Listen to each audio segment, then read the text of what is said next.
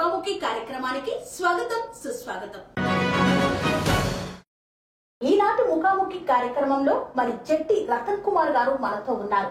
తెలంగాణ రాష్ట్రం అనగానే ముందుగా అందరికి గుర్తుకు వచ్చేది బోనాల జాతర. బోనాల జాతర అంటే ఎక్కడ చూసినా కూడా ప్రజలు ఒకరి కోసం వెతుకుతూ ఉంటారు. వారే పోతురాజు. పోతురాజు వేషాధారణ వేసిన, అమ్మవారి వేషాధారణ వేసిన, ఆ అమ్మవారి స్వయంగా వచ్చి ఆశీర్వదించిందా అనే యొక్క అంశను మనకు అందిస్తున్నటువంటి వారు దాదాపు 36 సంవత్సరాలుగా పోతురాజు వేషాధారణలో ఎంతో మంది భక్తుల యొక్క విశ్వాసాన్ని, నమ్మకాన్ని చొరగొన్నారు. మరి అలాంటి జట్టి రతన్ కుమార్ గారు ఈనాటి మన ముఖాముఖి కార్యక్రమంలో మనతో ఉన్నారు. అసలు పోతురాజుగా ఎలా అవ్వాలనుకున్నారు, ఆ ఆలోచన ఎలా వచ్చింది అనే విషయాన్ని వారి మాటల్లోనే అడిగి తెలుసుకుందాం. సార్ నమస్కారం. సార్ నమస్కారం. దాదాపు 36 సంవత్సరాలుగా పోతురాజుగా మీరు ఎంతో మంది భక్తులను, వారి యొక్క నమ్మకాన్ని చొరగొన్నారు. అసలు పోతురాజు కావాలన్న ఆలోచన ఎలా వచ్చింది సార్ మీకు? మా ఫాదర్ వేస్తుండే మేడం, అప్పుడు సత్యశాలు వేస్తుండే దసరా టైంలో మా తాత ముత్తాతల నుంచి. దాని తర్వాత మా ఫాదర్ పోతురాజేశం వేస్తుంటే, దాని తర్వాత మా డాడీ వాళ్ళ శిష్యులు వేసారు. తర్వాత మా డాడీ వాళ్ళ తమ్ముడు వేసాను. ఇక ఆయన చూసి నేను కూడా వేయాలని చెప్పి మా ఫాదర్తో వేసుకొని నేను కూడా వేసినాను. ఓకే, అంటే ఏ వయసులో మీకు అలాంటి భావం కలిగింది? 13-14 ఇయర్స్ నుంచి చేస్తున్నాం మేడం. మీరు 14 సంవత్సరాలు ఉన్నప్పుడే. సో ఒక పోతురాజుగా కావాలంటే మామూలుగా ఏమన్నా నియమ నిష్టలు ఉంటాయా సార్? దానికి ఉపవాసం అని కొంతమంది ఇస్తారు, కొంతమంది తాగేస్తారు, కానీ మనం ఉపవాసంతో ఇస్తారు. ఉపవాసం ఇస్తాం. సో అంటే వాటర్ లేకపోతే ఓన్లీ ఆ రోజు మాత్రమే ఉంటారా? లేదు, నేను ఆ రోజు మాత్రమే ఉంటాను మేడం. 2 రోజులు 3 రోజులు ఉంటారు మేడం. ఇక 41 days ఉపవాసం ఉంటారు. నేను అట్లా ఉండకుండా వారం రోజుల ముందు నుంచి ఉంటాను. వారం రోజుల ముందు నుండి. అంటే మామూలుగా తెలంగాణలో బోనాల జాతర అంటే తినడం, తాగడం, అమ్మవారికి నైవేద్యాలు సమర్పించడం, యాటలు కోయడం, ఇదైతే కంపల్సరీ ఉంటుంది. సో మామూలుగా పోతురాజు కూడా తాగితేనే ఆ వేషం వేయగలరు, తాగే అలా పోతురాజు కొరడా జులిపిస్తాడని అంటున్నారు. నిజమంటారు అది? కొంతమంది తాగి వేస్తారు మేడం, కొంతమంది తాగకుండా వేస్తారు. తాగకుండా వేస్తేనే మంచిగా ఉంటుంది, తాగి వేస్తే వేస్ట్. అది తాగకుండానే ఉండాలి అని అంటారు. సో మన సంస్కృతి, మన ఆచారం ప్రకారం అయితే నిష్ఠగా ఉండాలి. సో ఇప్పుడు ప్రస్తుతం మాత్రం జరుగుతున్నటువంటి జనరేషన్ లో మార్పులు వస్తున్నాయంటారు. అవును మేడం. పోతురాజుగా మీరు 36 సంవత్సరాలు వేస్తున్నారు కదా. అవును మేడం. మీకు ఎప్పుడైనా అమ్మవారు ఇలా ఆలపించినట్టు గాని, కనిపించినట్టు గాని ఎప్పుడైనా అనిపించిందా? అంటే పోతురాజేశం మీద అయితే కనిపించలేదు మేడం నాకు. చిన్నతనంలో మా ఫాదర్ మున్సిపల్ గార్డెన్ లో ఎంసీహెచ్ దాంట్లో పనిచేస్తుండే, శివాజీ పార్క్. మాకు 2 పొట్టేలు ఉండే, గొర్రె పొట్టేలు ఉండే. మా ఫాదర్ గడ్డి దేనికని పోతే అక్కడ లేకుండే, గడ్డి తీసుకొస్తుంటే అక్కడ ఒక అమ్మవారి గుడి మా ఫాదర్ చిన్నగా కట్టిండే. అక్కడ మధ్యాహ్నం 2-1 అవుతున్నది, ఏమవుతుంది మేడం. ఒక ముసలామ లెక్క ఒక అవతారంలో ఒక మేడం వచ్చి, ముసలామ వచ్చిండే కట్టె పట్టుకొని, ఏంది ఇక్కడ వచ్చినావు, ఏం చేస్తున్నావు అది అంటే, నేను నీకెందుకు అవన్నీ, నీకేం అవసరం అంటే, చెప్పురా ఏమైందంటే, ఇట్లా గొర్రె గురించి గడ్డి గురించి వచ్చిన, మా ఫాదర్ లేకుండే డ్యూటీ వేరే దగ్గర వేసినది గురించి నేను ఇక్కడ వచ్చానని చెప్పాను. చెప్తే సరే రా, 2-3 నెలలు అయితే మీ డాడీ పర్మనెంట్ అవుతున్నాడు, మీ నాయన పర్మనెంట్ అవుతుండని చెప్పింది. చెప్పి సరే నీకెందుకు ఏమైనా అవన్నీ నీకే తెలుసు ఎవరంటే, నీకెందుకురా నేను చెప్తున్నది ఇన్ రాదు అన్నది. సరే అని చెప్పి సేపు ఇట్లా మళ్ళీ చూసే వరకు కనిపించలేదు, పాము కనిపించాను. నేను అంత దూరం మురికిపోయినా, అది చూసి పుట్టలోకి వెళ్ళిపోయింది. అంటే అమ్మవారే అట్లా వచ్చి, మరి ఆ ముసలమ్మ రూపంలో వచ్చిన ఆమె చెప్పిన మాట నిజమైందా? పర్మనెంట్ అయిందా? అయ్యింది మేడం. సో మీకు మరి అప్పుడు ఎట్లా అనిపించింది? మళ్ళీ నాకు అసలు పోలేదు మేడం, భయపడి చిన్నగా ఉండే అప్పుడు నాకు అంత పోలేనప్పుడు. మరి ఇప్పుడు పోతా కూర్చుంటా, అమ్మారు నాకు అప్పుడప్పుడు జర కళలో వస్తుంటది, చేస్తుంటది. ఇక డైరెక్ట్ గుడిలో పోయి కూర్చుంటా, చేస్తా, అన్ని చేస్తాను మేడం. అన్ని చేస్తారు. ఇప్పుడు ఆ గుడి కూడా మా ఫాదర్ కట్టి, మా ఫాదర్ సిక్కులు ఉన్నప్పుడు మేము హాస్పిటల్ పోయి అది చేసి మా ఫాదర్ చనిపోయిండు. ఇక గుడి మేము చూసి కొన్ని రోజులు పోలేము అక్కడ సైడ్. ఇక వేరే వాళ్ళు కొంతమంది కబ్జా చేసి గుడి అది చేసుకు ఆక్రమించుకొని జర గుడి పెద్ద గట్టి చేసి, ఇక మాదే గుడి మేమే చేసుకుంటాం మొత్తం అది చేసి పెట్టాం మేడం. నాదేవ టెంపుల్ ఒకటి బంగారం మైసమ్మ ఉన్నది. మా బస్సు గౌలి కూడా మాంకాళి టెంపుల్ అమ్మవారి ఘట్టము ఆడికే పోతుంది బంగారం మైసమ్మ దగ్గరికి. సో గౌలి కూడా మహంకాళి అమ్మవారి దేవాలయం వద్ద పోతురాజుగా గాని దాదాపు 7 సంవత్సరాల నుండి మహంకాళి అమ్మవారి రూపాన్ని కూడా మీరు వేస్తున్నారని విన్నా.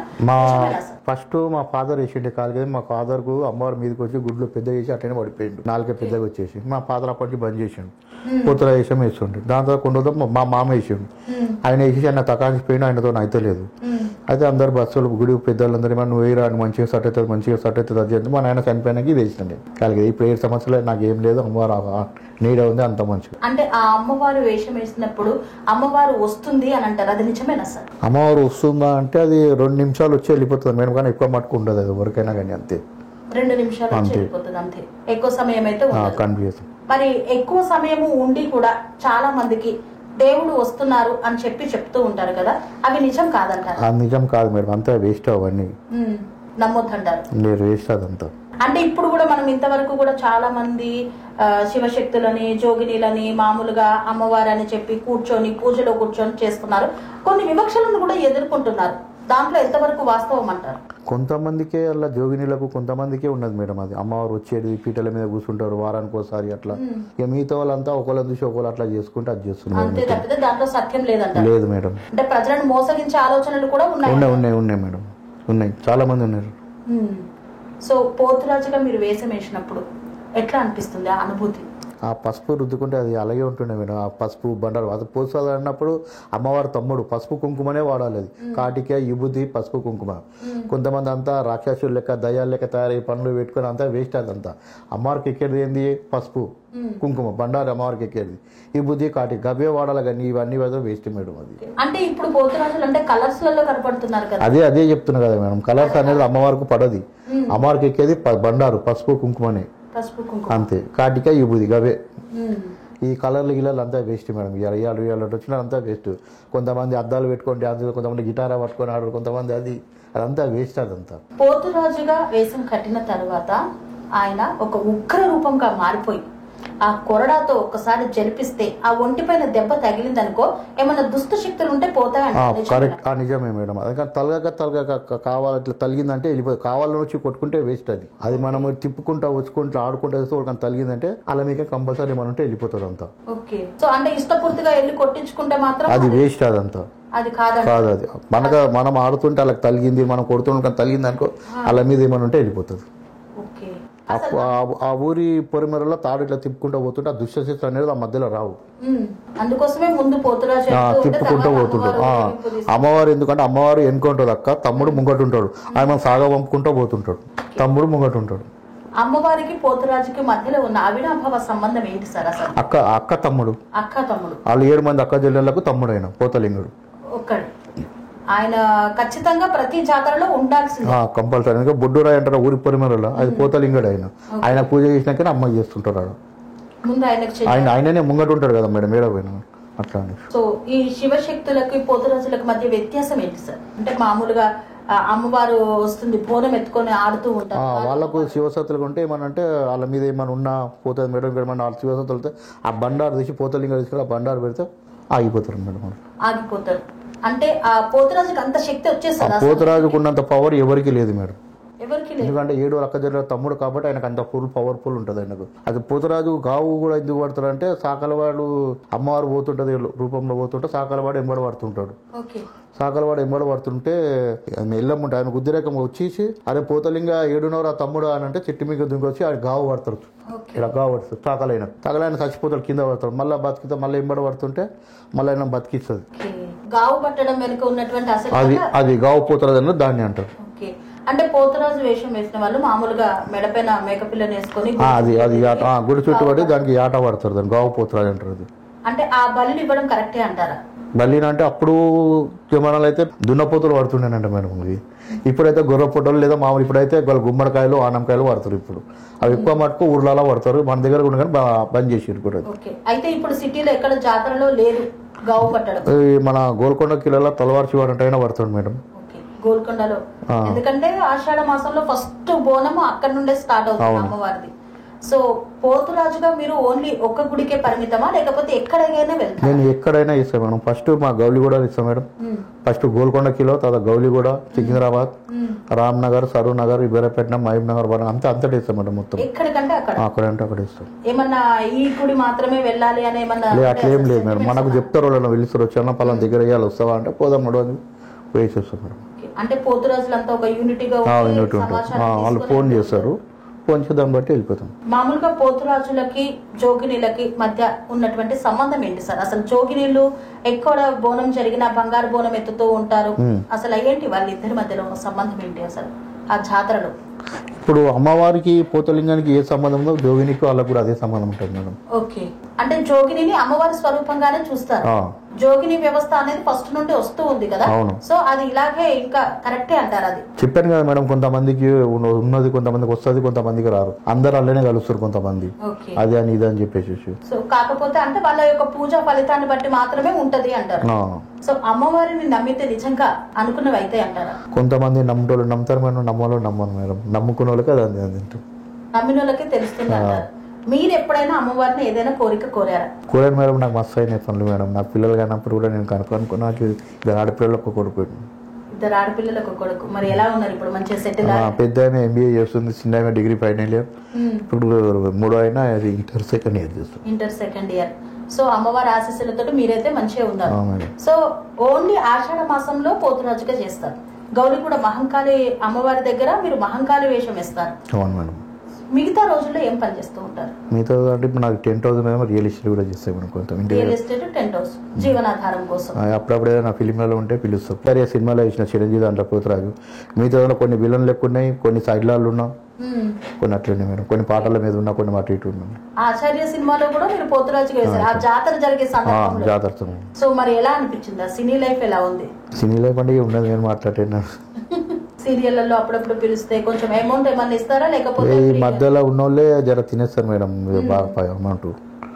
మాకు డైరెక్ట్ వాళ్ళని ప్రొడ్యూసర్ కానీ ప్రొడ్యూసర్ కానీ వేరే కెమెరామెన్లు ఉంటే వాళ్ళు ఫోన్ చేస్తారు, మనకు 5 నిమిషాలు 10 నిమిషాల ప్రోగ్రామ్కు 5,000 6,000 ఇస్తారు, కారు ఇంటికాడ పంపిస్తారు, పోయి చూస్తే మళ్ళీ వాళ్ళు వదిలేస్తారు. ఈ మేకప్ అనేది ఎలా సార్? మీరే చేసుకుంటారా? నేనే చేసుకుంటాను. నేనే చేసుకుంటాను. సో మరి పెయింట్ అనేది వేయొద్దు? నేను పెయింట్ వేయ, నేను చాలా పసుపు కుంకుమ అమ్మవారికి ఏది వేస్తుందో అదే వేస్తా. పెయింట్ వేసుకోమంటే నేను వేసుకోనని చెప్తా, అట్లయితే వస్తా, లేకుంటే లేదు.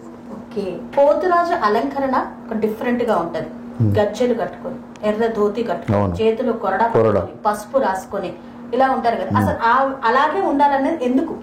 అమ్మవారికి ఎక్కేది బండారు కదా, మనం పసుపు కుంకుమనే కదా, ఫస్ట్ పసుపు రుద్దుకుంటారు, కళ్ళ కాటికాయ పెట్టుకుంటారు, ఇక కుంకుమ ఆడాడు ఇట్లా పులి పందెలు ఎట్లా పోతే పులి ఎట్లుంటుందో ఆ పందెల టైప్ లో కొట్టుకుంటారు. అందుకంటే అమ్మకి ఏది ఎక్కేది అదే రెండు, కుంకుమ పసుపు. పోతురాజు వేషం వేయాలంటే ఏమన్నా మళ్ళీ దానికి గురువు కావాలి, దానికి నియమాలు ఉంటాయి, ఇట్లా చేయాలి ఇట్లా చేయాలని గురువు చెప్తాడు. చదివి నిమ్మకాయలు ఇస్తాడు, దగ్గర పెట్టుకోరి, ఎంబడి ఉంటాడు, దూరం ఉంటాడు. కొంతమంది పాత వాళ్ళు ఉన్నారు అనుకో, దూరం ఉండి గురువు చూసుకుంటాడు, అంతా ఎన్ని ఇచ్చేస్తాడు. కొత్త వాళ్ళు అనుకో ఎంబడి ఉండి ఫస్ట్ నుంచి లాస్ట్ వరకు ఎంబడే ఉంటాడు. గురువు దగ్గర విద్య మాత్రం కంపల్సరీ నేర్చుకోవాలి. గురువు లేని విద్య గుడ్డిది అంటారు కదా మేడం, అది అంతే.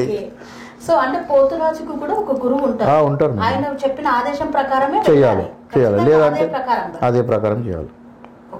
అంటే ఇప్పుడు సొంతంగా కొంతమంది ముందుకు వస్తుంటారు కదా, వాళ్ళు నిజం కాదంటారా? వాళ్ళు కాదు మేడం, ఏ చేస్తా అన్నట్టు నేను కూడా ఒక గురువు ఉంటే లేదంటే లేదని చెప్తాం, లేదు ఈ ప్రకారం చేస్తా అంటే ఏ బిస్సం లేకుంటే లేదు, మీ అందరం మీరు వచ్చి చేసి తాగి తందని అలా అంటే కాని పని ఇది, అట్లా అని చెప్పి చెప్తాం.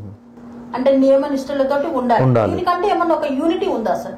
యూనిట్ అనేది ఏం లేదు మేడం, దానికి ఏం లేదు, అది ఇష్టపూర్తిగానే తప్పితే ఇదే ఆచారం ప్రకారం ఇలాగే సాగాలి, ప్రతి పోతురాజు ఇదే పాటించాలనేది ఏమన్నా ఉందా? వాళ్ళు ఇష్టం, మనం చెప్పినట్టు వింటే వాళ్ళు అది ఉంటారు మేడం, లేదంటే వాళ్ళు ఇష్టం అని చేసుకుంటే ఎన్ని జాగాలను మన జాగాలు అనమాట, అంతే మేడం. శ్రీ అవధూతాశ్రమము బోధానంద సత్యారామూర్తి ఆర్యుల గోసేవాశ్రమము మరియు వృద్ధాశ్రమము పడాల. ఆశ్రమములో గోసేవ, గోవుల దానము స్వీకరించుట, మీ నవగ్రహ దోషములు పోవుటకు గోపూజ చేయబడును, మూలికా వైద్యము, గోపంచగవ్య వైద్యము చేయబడును, యంత్రములు తావీదులు ఇవ్వబడును, శాంతి హోమములు చేయబడును. మీ ఆత్మీయుల పుట్టినరోజు, పెళ్లి రోజు మరియు వర్ధంతి వంటి ముఖ్యమైన దినములలో గోసేవ లేదా అన్నదానం చేయదలిచిన వారు సంప్రదించండి. మా వృద్ధాశ్రమంలో ఖాళీలు కలవు, చేరదలిచిన వారు సంప్రదించండి. శ్రీ శ్రీ శ్రీ స్వామి బోధానందగిరి శ్రీ అవధూతాశ్రమము, అయ్యప్ప స్వామి గుడి దగ్గర, పడాల, తాడేపల్లిగూడెం 2. Cell numbers 7981356374, 96180341138.